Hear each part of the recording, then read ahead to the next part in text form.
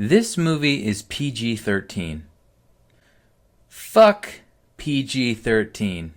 I've heard a lot of people say that this movie is like a dumb, fun, buddy cop movie like from the 90s that has Venom in it. I don't agree with that at all. I feel like Hobbs and Shaw or the Sonic movie fits that bill more. Those movies were a little ridiculous and silly at some points, but I still thought they were fun rides. I cannot say the same thing about this movie.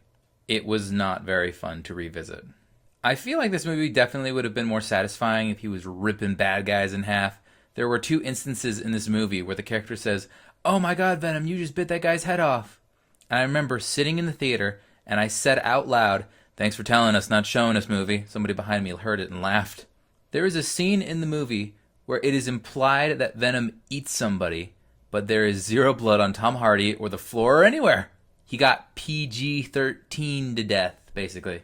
This movie is mostly just unsatisfying. There's a small bit where Eddie is annoyed at his neighbor for playing such loud music, and he doesn't complain to the guy, but then once he gets the symbiote, he scares him into turning down his music. And that's it. Why is that all that happens?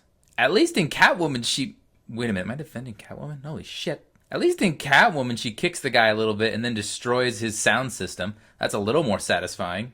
I also never would have thought in a million years they would have made a movie about Venom that didn't have Spider-Man in it, because that's kind of an important piece of the character's origin. Joker proved that you can make a good movie about just the villain that's detached from their corresponding hero. Joker is a fantastic movie. This movie had more potential than this. I thought it was going to be like the anime Parasite. That anime is cool, but here's the thing. The anime is rated R. And both that anime and this movie have a lot of similarities. They follow normal people who get possessed by murderous parasites and have to fight off other murderous parasites who want to kill them.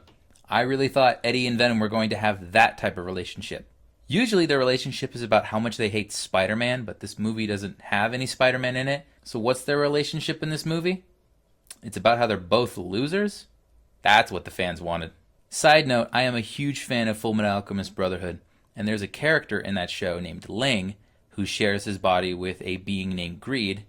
Greed grants Ling power, much like how Venom gives Eddie power. The best part about watching Ling and Greed is enjoying their dynamic, how it changes over time. I keep referencing anime, but the thing about those shows is that they're shows. They have more time to develop their characters. With Eddie and Venom, it's either I don't know anything about them or I'm being told about them instead of being shown. The pacing and the setup of this movie annoys me because I feel like there were easy ways to fix them.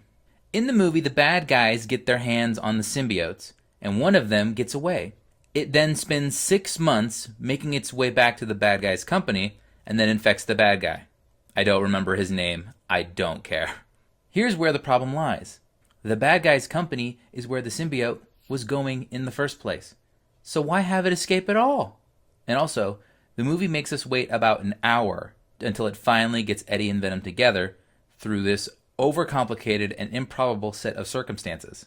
You know what would have been easier? If the symbiote that escaped was Venom. Then you could have just had Eddie randomly find it in a shorter amount of time, and then the bad guy already has the riot symbiote. It would have saved so much time and just makes more sense from a screenwriting perspective. There's also this chase scene in the middle of the movie, and it sucks. Eddie's on a motorcycle, and the bad guy has these fucking drones. Drones that apparently don't have guns because he keeps trying to kamikaze them into Eddie, which doesn't make any sense either because he wants Eddie alive. But even when blowing him up doesn't work, he has his goons hit him with a car. How did you know that wasn't going to kill him? Later, he fights this SWAT team, and he tears through them pretty easily. And the scene is fine. I actually kind of like that scene. I really like the shot where he crushes the smoke grenade in his hand and shows his tongue. I like how the smoke is filling the area. They go a little movie monster when Venom starts yanking people into the smoke.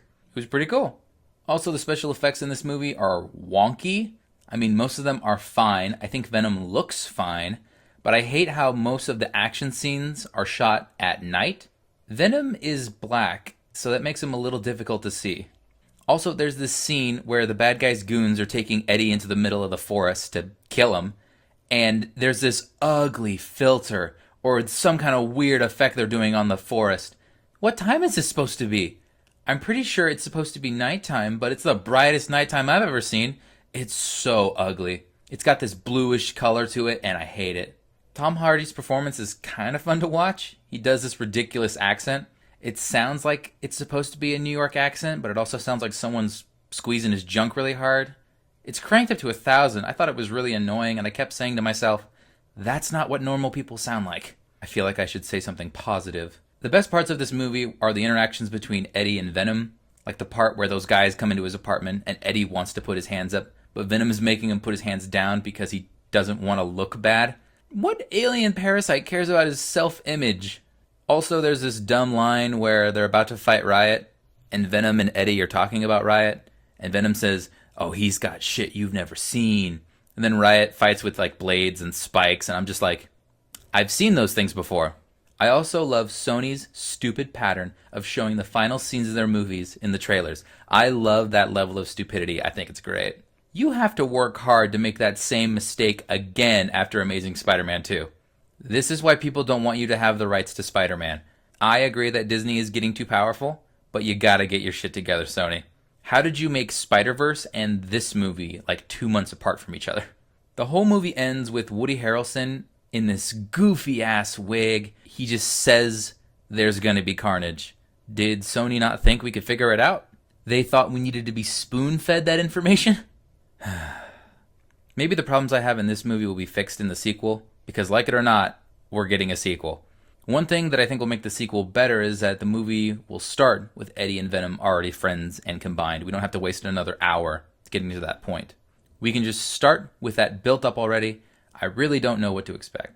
Ultimately, this movie was pretty bad in my opinion. It had its fun moments, but I can conclusively say that I am not a fan of this movie. Also, this is my quick little rewrite of the movie. I won't do this for every movie, but I've been thinking about fixing this one a lot, because it did have a lot of potential. This is what I would have done to fix the movie. First, make Venom the symbiote that escaped. Then it can just find its way to Eddie through whatever. Maybe Eddie found it when he was investigating a story. Then Eddie slowly discovers Venom's presence and maybe stops Mrs. Chang from getting robbed. This gets the attention of the bad guy and his company. They send a SWAT team after him or whatever. That can give us the pretty cool SWAT team fight again.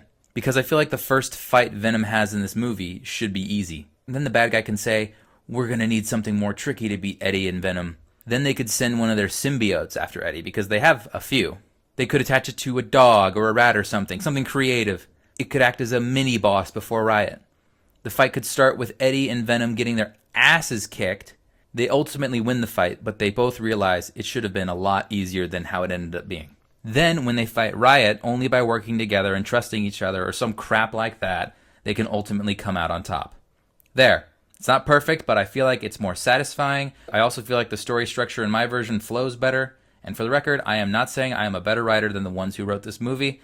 This was just something I had on my mind for a long time. Anyway, that's about all I have to say. I hope you guys enjoyed the video. Let me know in the comments what movies or shows you'd like me to cover. My goal is to cover as much as I can, but remember, I can't cover things I haven't seen. I'll also hold off on doing the MCU until this channel gains some momentum. And finally, in my next project, I'll be covering the Spider-Verse movie. Hope you guys enjoyed the video. Thanks for watching.